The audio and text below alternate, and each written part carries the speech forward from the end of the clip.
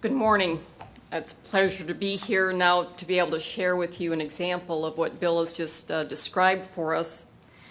I'll be sharing how a member of the industrial community here in Indiana, Allison Transmission, has been able to work with fellow Indiana entities and, more importantly, our grant relationship with the Department of Energy, Department of Defense, to help move the hybrid technology forward.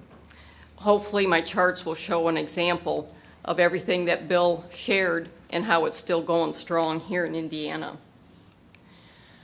First, for those of you who may not be familiar with Allison Transmission, I'll give you a very brief introduction to who we are and what we do today, and then quickly touch on the three aspects of our technology and how it relates to our topic this morning.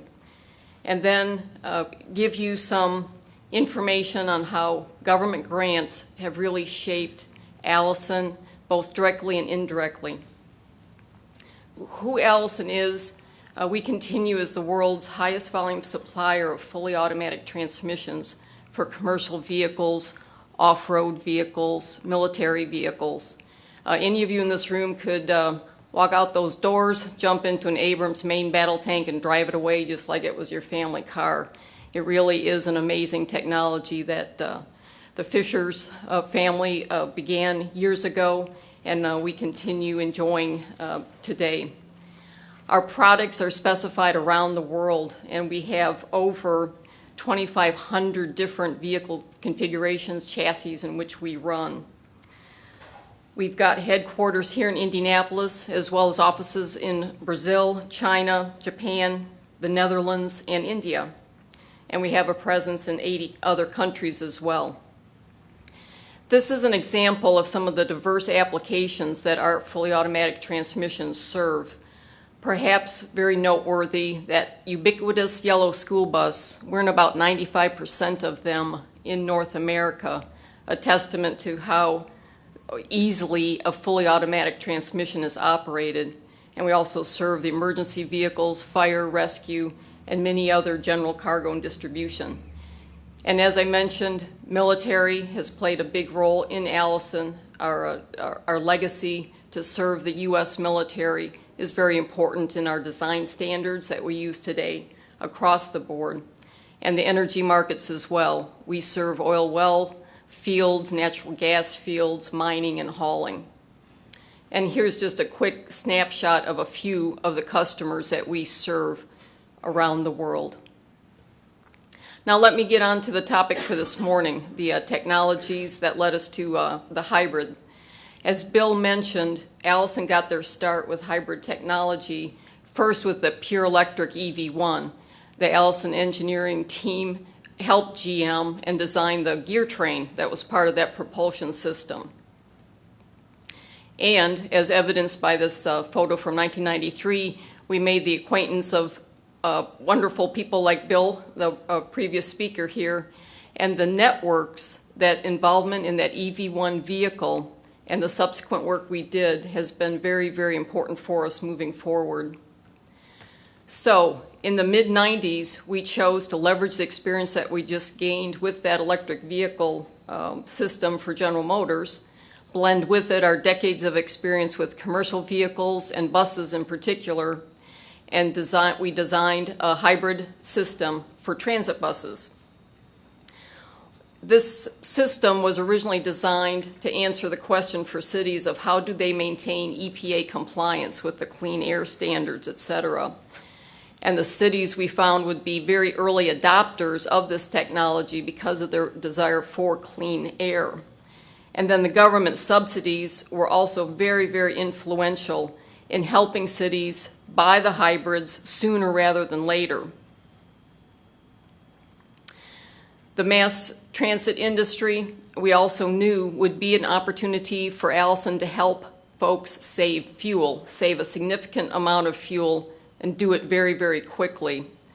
And directionally, because you're burning less fuel, of course, greenhouse gas, other emissions are reduced, and the brake system wear goes down, because if you're saving that energy of deceleration and putting it into a battery, you're not wearing out your brakes as quickly. And ditto with engines. Engine wear, we found anecdotally throughout our end-using base, has decreased because, again, you're using propulsive power from those batteries instead of the engine all the time. So, how are we related with the Department of Energy and various grants over the years? In 1999, we won a cost-share grant from the Department of Energy to help with our transit bus integration and the energy storage development. The integration of these systems to make a successful hybrid vehicle or electric vehicle is so critical to be able to optimize the system, be able to run the engine at its optimum point, to use the power from the batteries at its optimum point, and how to blend dual sources of power, in our case, because we are a hybrid system. We were later awarded a Department of Defense dual use award to take what we were already developing for transit buses and understand how it might be applied in other applications. Again, a very, very valuable part of our learning, and it was enabled by another federal government grant.